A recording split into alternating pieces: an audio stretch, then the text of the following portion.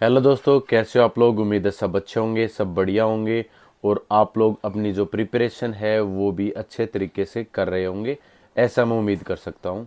ठीक है, आज इस वीडियो के अंदर हम बात करेंगे कि एक्सपेक्टेड कितनी जो आपके पद हैं वो रह सकते हैं दिल्ली पुलिस के अंदर।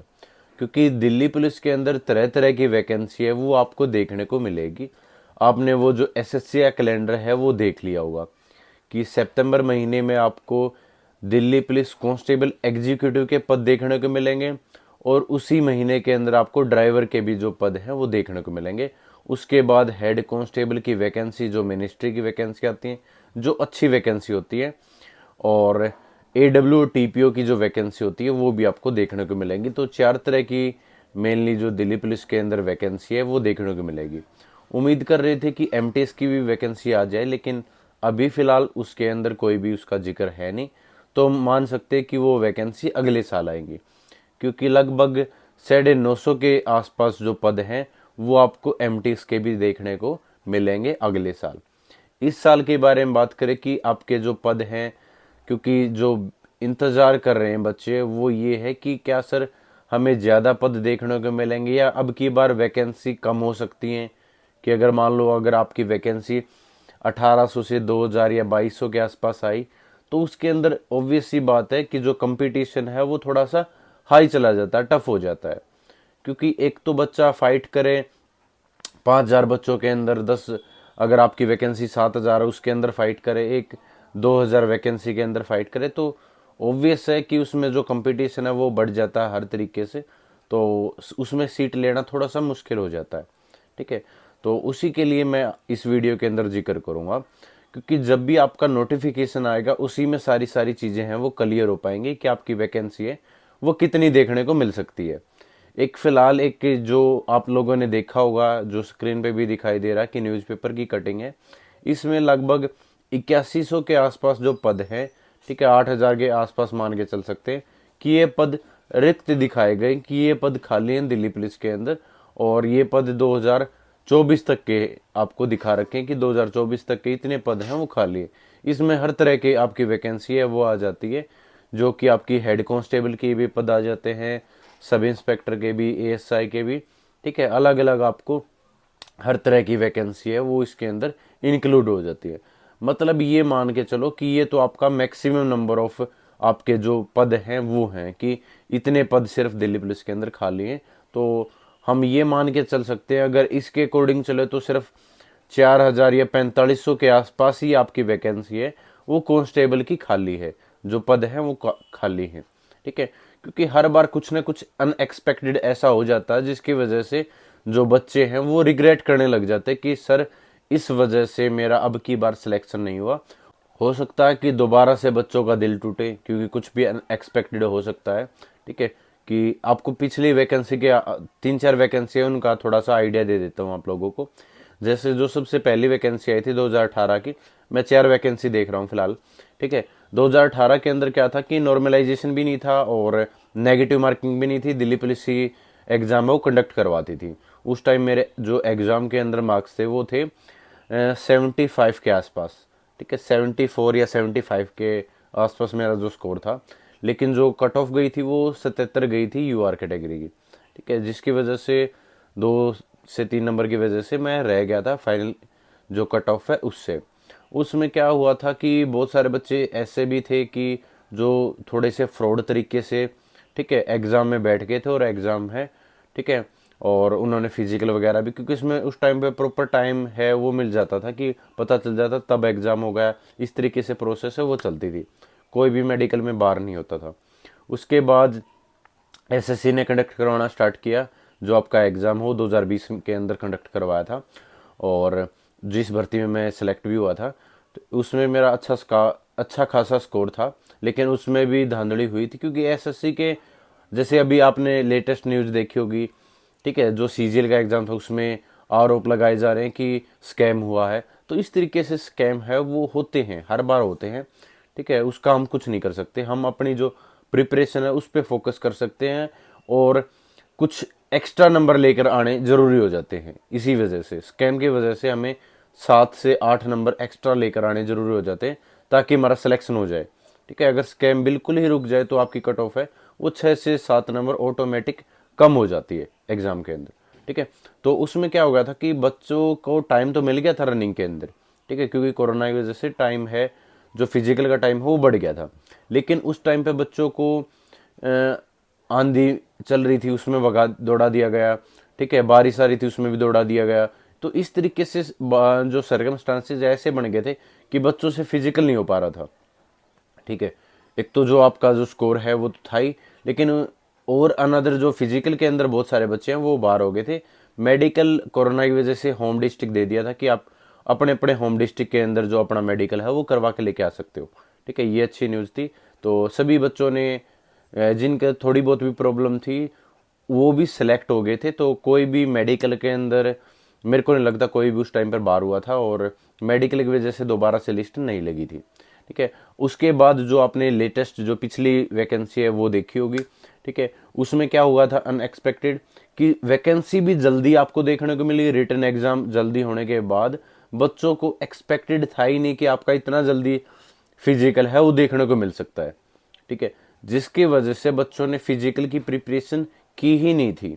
जो फिलहाल अभी भी आरपीएफ कांस्टेबल का जो एग्जाम है उसको लेके चल रहा है मामला, क्योंकि बच्चे उस टाइम पर ध्यान देते हैं जब आपका कोई नोटिस आ जाता है या फिर जो एग्जाम की डेट है, फिजिकल की डेट है वो आ जाती है, तभी प्रिपरेशन करनी स्टार्ट करते हैं। ये सभी के साथ होता है। जो पहले से अपनी जो तैयारी मजबूत रखता है वो उसको कोई फिक्र करने की जरूरत नहीं है, वो सिलेक्ट हो ही जाता है। तो लास्ट टाइम बच्चे फिजिकल की वजह से रहे थे, ना कि आपके रिटन एग्जाम की वजह से, ठीक है। तो दोबारा से कुछ को, क्योंकि जो मेडिकल हुआ था वो जो पैरामेडिकल हैं हॉस्पिटल हैं पैरामिलिट्री वाले उनके अंदर हुआ था, तो उनमें एक्सपेक्टेड है वो आर्मी के स्टैंडर्ड का मेडिकल लेंगे, ठीक है। अब की बार भी हो सकता है, ठीक है, कोई भी श्योर नहीं है कि आपका जो मेडिकल है वो दिल्ली में ही हुआ। हम उम्मीद कर सकते हैं कि दिल्ली में आपका मेडिकल होगा, दिल्ली में हुआ तो आप पास हो सकते हो। अगर वही वापस आपका आर्मी की तरफ जाएगा, ठीक है, तो आर्मी के स्टैंडर्ड से ही आपका जो मेडिकल है वो करवाया जाएगा और आप मेडिकल में बाहर हो सकते हो। तो अभी भी जिनके दिमाग में ये डाउट है कि सर मैं लेसिक सर्जरी कराऊं ना कराऊं, ठीक है, वो अपनी करवा लो, मेडिकली तो फिट हो लो एटलीस्ट, ठीक है। कोई नहीं कह सकता, फिजिकली आपको फिट होना जरूरी है भाई। कोई कुछ नहीं कह सकते कि आपका मान लो सितंबर में एग्जाम हो, अगर मान लो सितंबर में आपके फॉर्म निकलेंगे, ठीक है, अक्टूबर नवंबर में मान लो आपका जो एग्जाम है वो देखने को मिल जाएगा, और जनवरी या दिसंबर में आपका फिजिकल भी हो सकता है, ठीक है ना। कोई ऐसा जरूरी नहीं होता कि आपको फिजिकल के लिए 2 महीने मिलेंगे, 3 महीने मिलेंगे, ऐसा कुछ नहीं होता। बाकी वैकेंसी के ऊपर बात करूं मैं, तो अब की बार अनएक्सपेक्टेड ऐसा भी हो सकता है कि आपको वैकेंसी कम देखने को मिले, ठीक है ना, वैकेंसी आपको कम देखने को मिले, जिसकी वजह से जो आपका कंपटीशन है वो और एक लेवल और बढ़ जाए। क्योंकि आप देख रहे हो कि क्रेज कितना दिल्ली पुलिस को लेके, ठीक है, आप सोशल मीडिया पे इतने सारे पोस्ट देख रहे हो, उसकी वजह से जो बच्चों के अंदर क्रेज है, जो इवन गवर्नमेंट जॉब की प्रिपरेशन भी नहीं करना चाहता था, वो भी इस तरीके से रील्स वगैरह देख के इनक्रेज हो रहा है, ठीक है, दिल्ली पुलिस को लेके कि मैं दिल्ली पुलिस में लगना चाहता हूँ, ठीक है। स्पेशली दिल्ली पुलिस के प्रति जो क्रेज है वो डे बाय डे बढ़ता जा रहा है। जो बच्चे पास होंगे, ठीक है, अभी इस साल भी 2025 के अंदर भी वो भी अप्लाई करेंगे, तो लाखों बच्चों की संख्या और आपकी एड ऑन हो जाएगी। तो हम उम्मीद कर सकते कि पिछली बार जैसे 35 लाख बच्चों ने फॉर्म अप्लाई किया था, ठीक है, अब की बार 40, 45, 50 लाख तक भी ये जो नंबर है ये जा सकता है, ठीक है, इसकी कोई गारंटी नहीं है।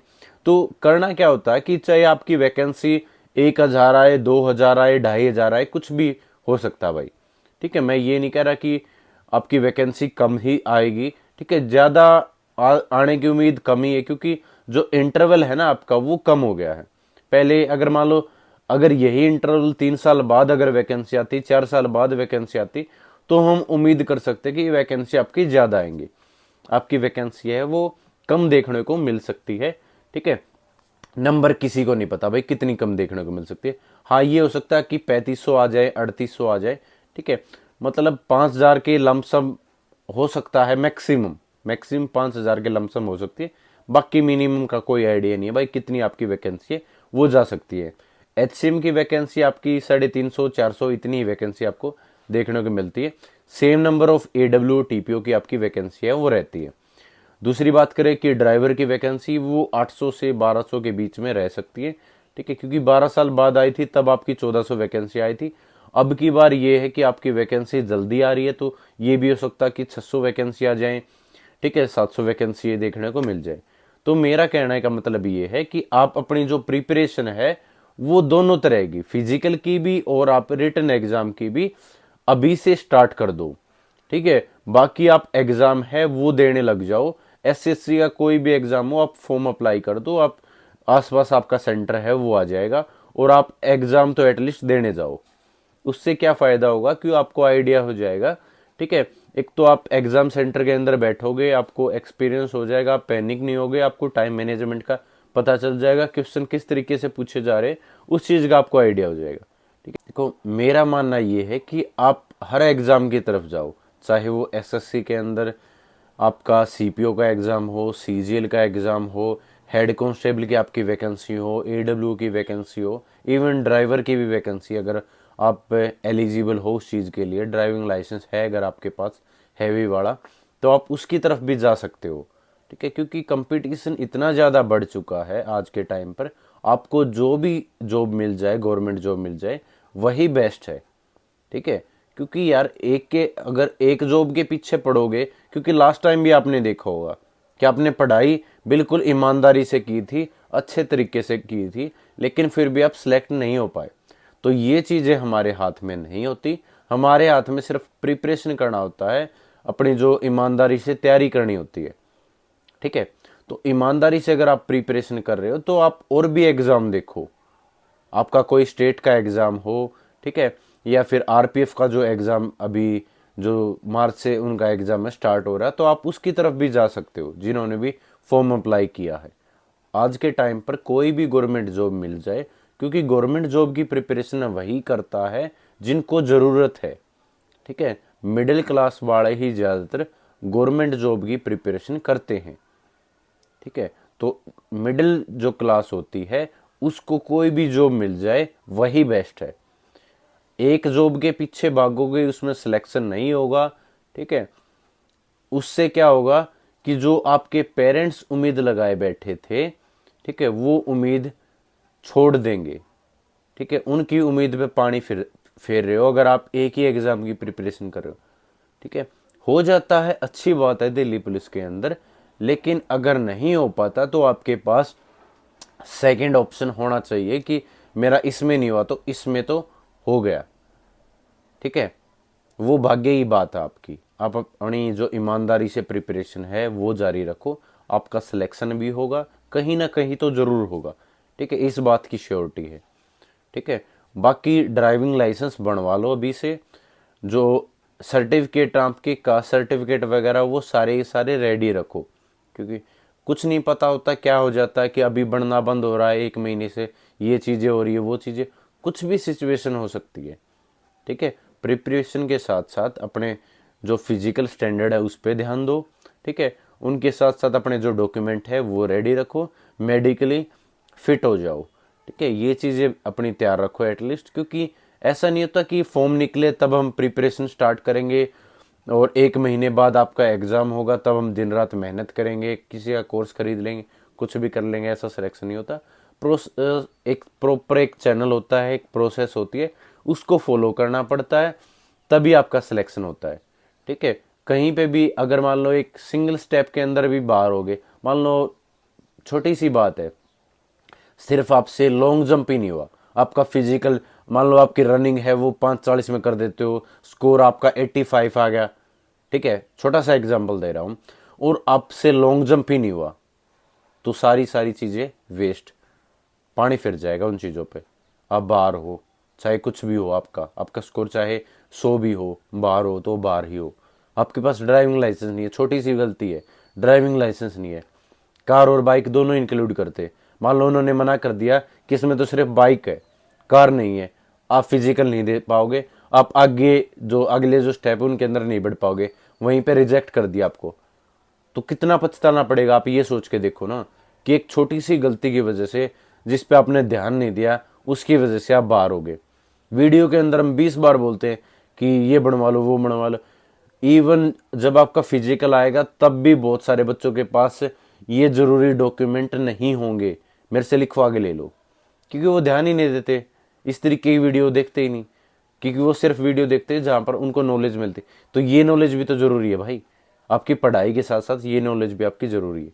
ठीक है, तो ऐसा ही प्यार बना के रखो। आगे ही वीडियो के लिए मैं आपको बता दूंगा। ठीक है, नोटिफिकेशन आपको आ जाएगा अगर आपने चैनल को सब्सक्राइब कर रखा है। तो तब तक के लिए थैंक यू सो मच। जय हिंद, सभी को नमस्कार।